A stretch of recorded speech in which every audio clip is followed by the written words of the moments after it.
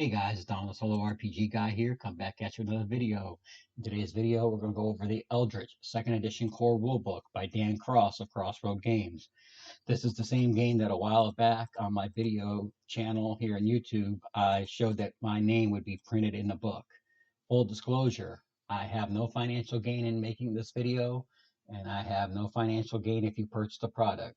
My name's in the book only because I did some play testing with the creator, some play testing on my own, and as well as doing some, whenever I had a question and saw something that didn't seem right in the book, did some editing help. But other than that, I have no financial gain in making this video or if you purchase the product. Just so you know, there is a pay what you want version in beta on Drive-Thru RPG. There's also a $5 version for the DMG. Note that those are not two separate books, it's one book. However, I do recommend that instead you take part of the Kickstarter, which will start on May 9th.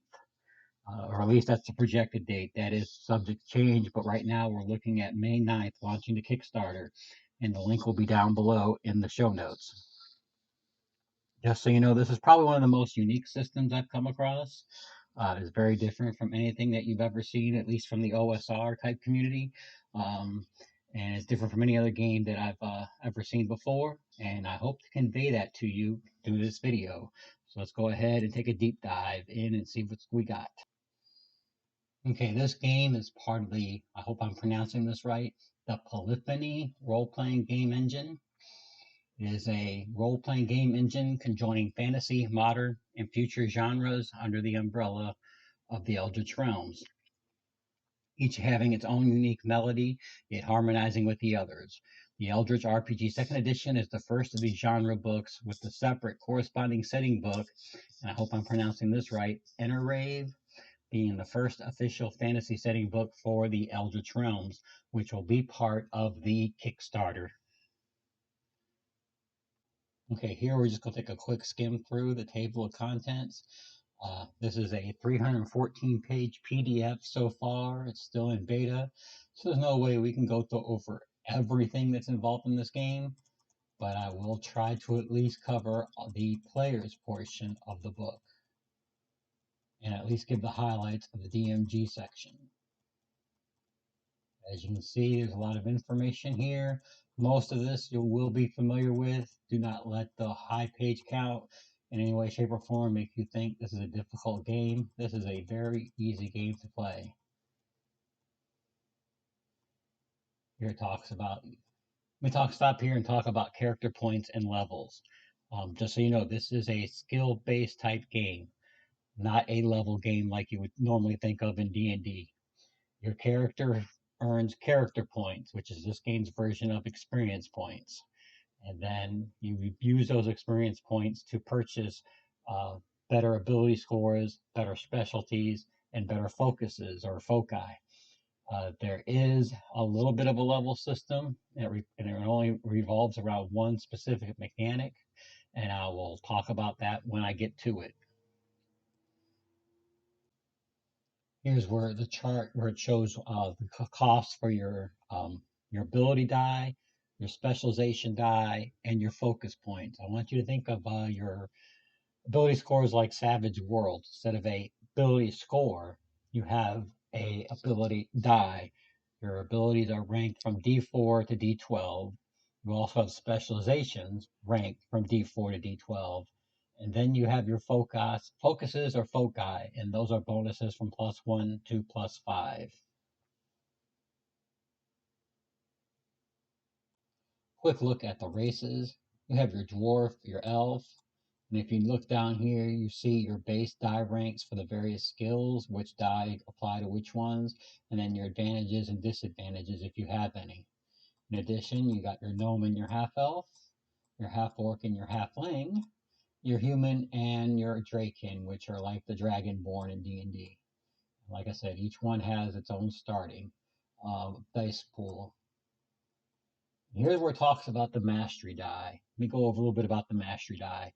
The mastery die increases with level. Like I said, this is the only thing that uses the level system. The mastery die is used on certain dice rolls that only can be used a certain number of times per day. Based on your class, the feats you use and the particular skills you specialize in are allowed to use the mastery die. Out of all the dice you roll, the mastery die is the only dice that will explode.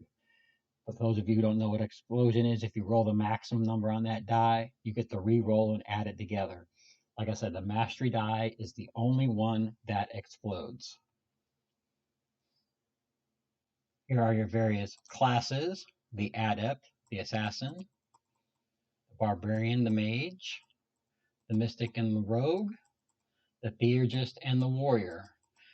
Now, that's the classes that are in this book. However, you can create your own class. Each class has a group of feats. And unlike D&D, it isn't that you pick your feats as you go up in level. When you start off, you get all the appropriate feats for your class out the gate. Now, if you want to make your own class, you can mix and match. By the rules, you'll take 2 feats from one class and 2 feats from another. Of course, you're playing solo, so you can mix and match any way you want. If you're doing it solo, and if you're doing it in a group and the DM approves, you can do it that way as well. But typically, you will do 2 feats from one class and 2 feats from another. This game also has the concept of advantages and disadvantages, where you can use your character points to give yourself certain advantages. And then, of course, if you give yourself certain disadvantages, you will give yourself extra character points in which to build your class. And as you can see, there's a fairly good list of those in this game. Now here is the character sheet. As you can see, there's a lot of space not used. This is just to make it easier to read. In actuality, your character can probably fit on a small index card. Your character is basically made up of your basic abilities, which is competence, prowess, and fortitude. Your specialties, which consist of adroitness, expertise, and perception, agility, melee, and precision, endurance, strength, and willpower. And as you can see here, there is a list of the focuses as well. Your basic ability and your specialties are represented by dice pools, and your focuses are bonus from +1 to +5. Now, let's just use this character sheet here to demonstrate combat, how combat works, because this game gets rid of the most popular role in most role-playing games, and that is the 2-hit roll. There is no 2-hit roll in this game. When you roll your dice pool, you are rolling potential damage. And okay, the way this will work is you roll your dice, and then if you have a shield, your shield will block a certain number of those points. Typically from 1 to 3, unless you've got, some type of magic or some other skill. It's usually between 1 to 3. Then you have this active defense pool. And after the active defense pool is depleted, you got your armor die. And then after the armor die, you got your passive defense. Think of active defense as your ability to duck, dodge, roll, parry, anything and everything that your character can do to avoid being hit. Think of your passive defense as your actual hit points. So let's just say, for example, this mage was fighting an evil duplicate of herself and beating each other over the head with a staff. She would roll her prowess die of d6, her melee die of d4, and her threat die of d +1. Or there's no threat die; she just adds +1. So let's assume she rolled maximum a 6, a 4, and then a +1 for a total of 11. Well, first the shield would come into play, and as you can see, she has no shield, so that no damage would be absorbed there. The remaining 11 hit points would be removed from the active defense, leaving her active defense pulled down to 3. The armor and passive defense, obviously, at this point, do not come into play. Now, let's say on the following round, she was lucky enough and also rolled maximum and got another 11. Well, of course, no shield, so there's no bonus there. She only has 3 points left in her active defense pool. So those 3 points would go there and remove the active defense score to 0. She has no armor, so her armor would not have absorbed anything. That would leave her with 8 points left to take, and she would take 8 points to her passive defense, literally knocking her unconscious or killing her. So as you can see, it's real simple. You roll your dice, and then you take into account shield, active defense, armor, and passive defense.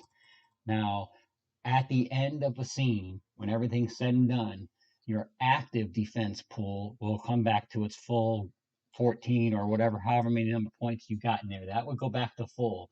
But your passive defense are like hit points.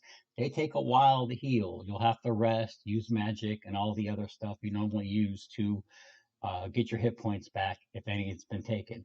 But your active defense pool will always regenerate to its full potential once you get out of combat, once you get out of the stressful situation, and you have a minute or two to rest and catch your breath. Okay, here we're going to talk about the action system. The action system, when you roll your dice, you're actually rolling an ability tree. Your ability tree literally consists of whatever dice fall under the basic ability depending on the action, and then your specialty die, and then whether or not you have any focuses. So in certain types of skills, you'll use competence, adroitness, and skullduggery. And other times you might use competence, perception, and alertness. That right there is what you would call your ability tree. And usually the focus falls under the specialty, which falls under the basic ability. There are, however, some exceptions to this rule where you might go competence, agility, speed, or something else. But normally the 3 specialties and the 6 focuses that fall under the basic ability is how you would go. But there are occasions where it will twist and turn. Here we go through and give you the definitions for each of the basic abilities, the specialties, and the focuses. Most of it, however, is common sense. And there's also a concept of spirit points, which I'll get into later. Now, when it comes to your character class, you get a group of feats. And when I say feats, I don't want you to think D&D that, as you go up in level, you pick which feat you're going to get. You literally get all the feats for your class. Here's the classes and their appropriate feat listings. And then when you go further down, they'll tell you what they are and what they do. For example, the assassin gets lethal exploit, death strike. It goes into, okay, they get range and ambush, and as you can see, underneath each is a subset of feats. These are the sub feats. These all fall under the range ambush. So your character has all these abilities at first level. They may not be good at it, but they have all these abilities. You also, like I said, when it comes to multi-classing, you may pick 2 different feats from each class and combine and make your own class. When I was solo playing, I took the ranged ambush and the shadow walk feat from the assassin and combined it with a couple of feats from the rogue, and that was how I made my ranger. Let's slide down here to the rogue real quick. I gave my rogue the evasion for elude, hazard, and dodge, and then I also gave him stealth, and we all know what stealth is. Here it goes into the combat section, which I've pretty much gone over, how the various defensive works. Initiative, based on your agility die, I believe, will determine when you go in initiative. Each round is broken down into phases. Literally, all the D12s will go before the D10s, the D8s, the D6s, and the D4s. Usually the player characters will always go first. However, you do have the option if you want to. You can roll initiative with all the D12s going and rolling their appropriate die, determine when they go in battle phase 1 and all the way down. But it's usually just easier to have the party go first if they have the highest rank, and then followed by the monsters.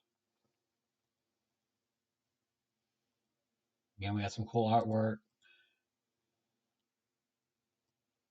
Talks about how to do the attack, which I pretty much explained how it works. It tells you like weapon is prowess, melee, and threat. Missile is prowess, range, and range finesse. The unarmed attack is prowess, melee, and threat. Magic spell is competence, expertise, and either wizardry or theurgy focus. Now, when it comes to your attacking, There are exceptions to the rules based on the weapon and whether or not that weapon is one of your specialty weapons, but we don't need to go into too much detail here on that. Of course, all your various rules, the battle conditions, iconic attacks.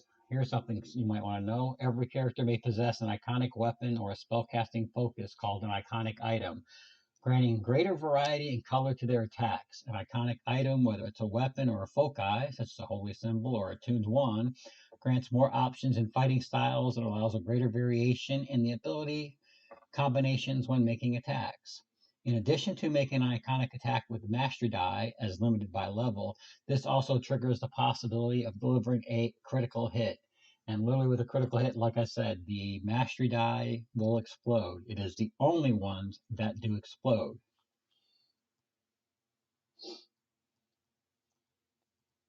Spirit points. Let me talk about spirit points real quick. Spirit points are these pool of points that represent your character's extra willpower.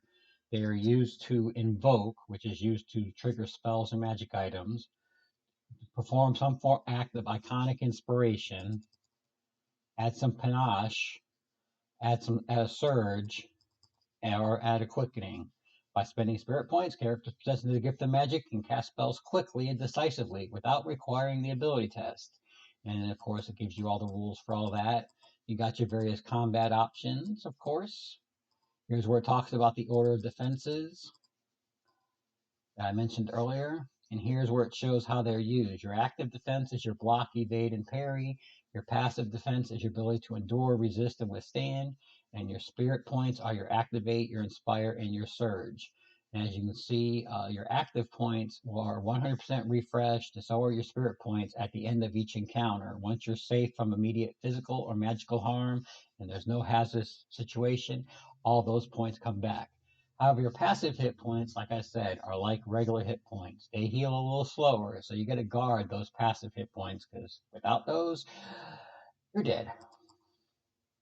And then here again, it goes through the order of defenses, as I mentioned before. Just FYI, once your active defense pool hits 0, you can no longer use your shield. Literally, your character is too exhausted to have, to interpose the shield to avoid the incoming blow. So it's very important also to try to keep those active defense points up and going. And there are various tactics and feats and spells which will allow you to do that. And of course, you cannot have a medieval role playing game without magic. And here it discusses all the rules, how you learn spells, how you cast them. And a matter of fact, let me stop here and focus on that for a bit. When your character casts a spell, depending on how difficult it is, they will roll their appropriate die versus a challenge die. Obviously, if it's an automatic success, they don't roll anything. Easy, they roll a d4, moderate d6, difficult d8, demanding d10, and formidable d12. There's also a maintenance penalty. That's how many spirit points it will cost you to keep the spell going, especially when you're trying to cast multiple spells at the same time. And here it describes all the spells, how they work, spell failure, the paths of magic. Just so you know, there are several paths in this game for magic. Your character could be an elementalist, a druid, a heretic, a sorcerer, or a thaumaturge, and each has their own list of spells, and there is a large list of spells, as you can see here. And at this time, as far as I am aware, he still has over 100 plus spells to add to this list. And as you can see, it's a very impressive list. And then, of course, it gives you the descriptions of each of those spells here and how each of them work. What the die roll is, you got to roll against the spell, whether it's common or not so common, and its general use, protection, afflict harm, etc. There is also a formula in here for creating your own spells, so you have that as well. So when it comes to spells and magic, you have plenty of options. As you can see, this list is going on and on. Plus, we got some cool artwork in there. There's a list of sorcerer spells.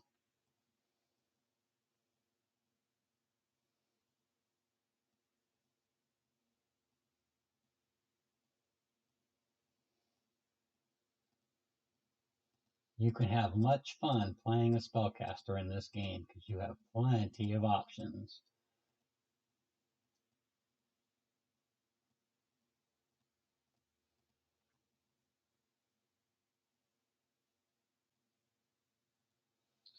You also got some rules for artificing, making your own magic weapons, and how to perform rituals. Magic items, like they said, they cost spirit points to use. And here's the formula for the activation cost, which is real simple. You can learn unlearn spells, perform permanent rituals, crafting magic items. Here's a list of a couple actual magic items here to give you a general idea how they work. Potions, the whole gambit of magic is available. And that will conclude the player's portion of the book. Now, I'm not going to go through the whole Dungeon Master section, but it gives you all the stuff you would normally expect. How to dish out the character points, this game's version of experience points, how the weapons work. Some weapons do have special properties. How to create encounters, social encounters, combat encounters. There's a great list of traps and various hazards. Creatures. There are no creature stats in this book as of yet. There will be some creatures included in the fantasy setting book, but this gives you the ability to create your own monsters very easily. You can take any monster out of any monster manual from any RPG and convert it over. It's actually sometimes it's easier to create a new monster than it is to create a character. And you already saw how easy the character sheet is and how small that is. And obviously, various rules, how to create custom characters, saving throws, various creature tropes, the various effects of magic, how to do saving throws, how to create your stories. There's a ton of charts in here for various things, various how certain things have various effects, armoring effects, shielding effects, how to modify vulnerability, collateral hazards of magic, all kinds of other goodies are in here. And that is Eldritch RPG in a nutshell. Go to my final thoughts. So that is the overview for the Eldritch Second Edition Core Rulebook by Dan Cross of Crossroad Games. As you can see, it's a very different type of game. It doesn't follow the basic, Dungeon Dragons tropes or any other tropes. It has its own DNA in there. You can see a little bit of Savage Worlds, a little bit of Ironsworn, and a couple other things. The creator, Dan Cross, has worked with and played with the actual master of our hobby, Mr. Gary Gygax himself. So he has some insight that, can only be gotten by the man who created our hobby. As you can also see that there are lots of character options. It's more than just run up and beat each other over the head and see who beats each other over the head the fastest. Your character does have options at his disposal. Combat, as you can see, is very easy to handle. It doesn't take a whole lot. It is very simple. One thing I will note, however, this is not solo out of the book. You will still need some type of GM emulator, uh, either your GMA cards or your all the any of the Mythic emulator or any other emulator to play it solo. Of course, if you happen to have a group, this would be a great game to introduce to a new group. Given what's happening in the world of RPGs, specifically with D&D, which I will not get into here. Maybe it's time we stop giving the big corporations our money and let's help the little guy out. Because as you can see, sometimes they put out a pretty decent product, sometimes even better than the big corporations. So with that, I'm going to give this game a solid thumbs up. Now we'll give it 2 thumbs up. I hope you support the Kickstarter and hopefully we can bring this to fruition. Again, if you have any questions or comments, put them down below. I will put all the appropriate links below to the Kickstarter, to Dan Cross's website, and all the other links down in the show notes. So feel free to stop by there and check those out. And until my next video, happy gaming!